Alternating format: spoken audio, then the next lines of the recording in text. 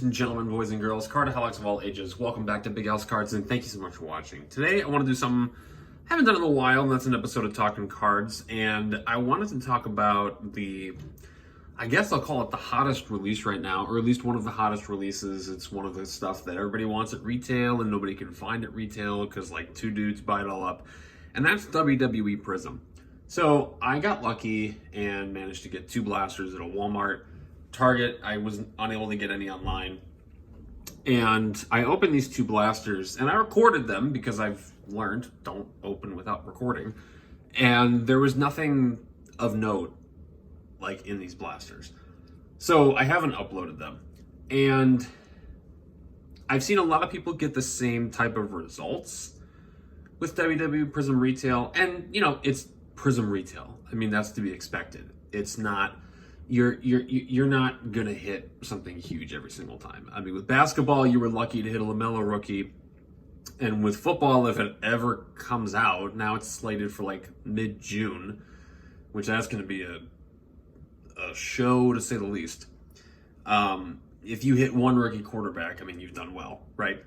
So with Prizm WWE though, and I think the same thing would go with UFC. There's a twofold problem that I see. One is that everybody's buying up retail because hobby's overpriced, ridiculously overpriced. And the problem with people buying is 95% of people buying WWE Prizm know nothing about WWE. Like, they knew Attitude Era, they knew Stone Cold Steve Austin, they didn't really know anything else today, right? And it's a lot more modern people than it is legends. So that's one problem. But the other problem that I see with Prizm WWE is that Panini equated it with Prizm basketball and Prizm football with just the price of these releases, right? And I think a lot of people who are buying it up to resell are doing the same thing, where they're thinking, oh, I'm buying it because it's Prizm, and Prizm equals good, and therefore Prizm equals money. And for the most part, that's true. But today, as of this recording, I went to a Walmart at 6 in the morning, and there were like 4 or 5 other guys there. And we go in right at the door opens, and you know, there's Bowman, there's Contenders, there's WWE Prizm blasters, and they didn't touch any of it. Like, they didn't touch a single Prizm WWE thing, because they finally realized it's not the same as Prizm basketball. It's not the same as Prizm football. If that was Prizm football, you can bet you're behind that it would have been gone in 5 seconds and probably have a couple fights, right?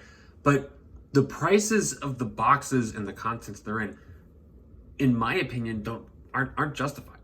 You're not getting yes, there's a chance of getting a good card out of a Prizm blaster or a Prizm cello. But after those two blasters that I got, I decided to go the singles route. So I may have mentioned this before. If I didn't, I apologize. I am going to do the Alexa Bliss Prizm Rainbow. I mean, it's me. This really shouldn't be a shock. So far, I've got the base.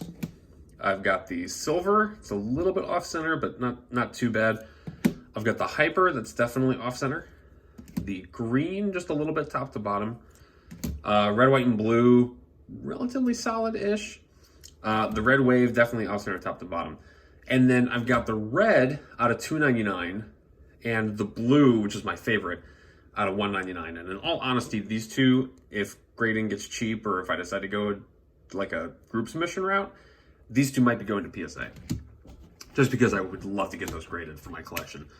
And I have spent less than I did on the blasters for these cards. Like, I'm not even joking. I think the most expensive one, let's see here. I want to say the most expensive one was the red, and I paid 25 bucks for it.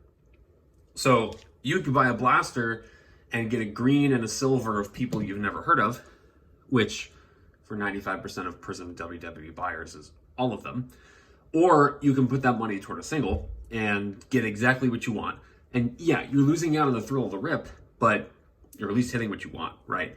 So the problem that Prizm WWE presents is it's not basketball. It's not football. So these premiums that everybody thinks that the set is going to carry, it doesn't carry it.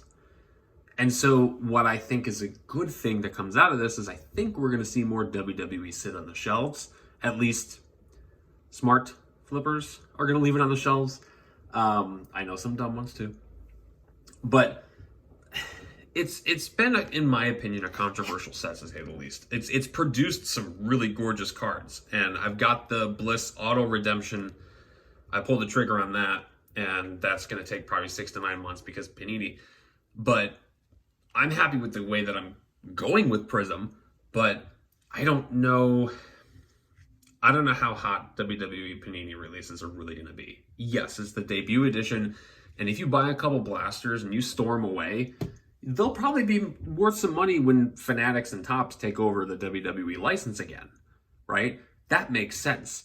But if you're buying it to sell it for the quick flip, like, people, stop buying this online. Stop. It makes no sense to do so right now. I think it's an unusually problematic set that, if you want my unprofessional YouTube opinion, buy singles of this stuff.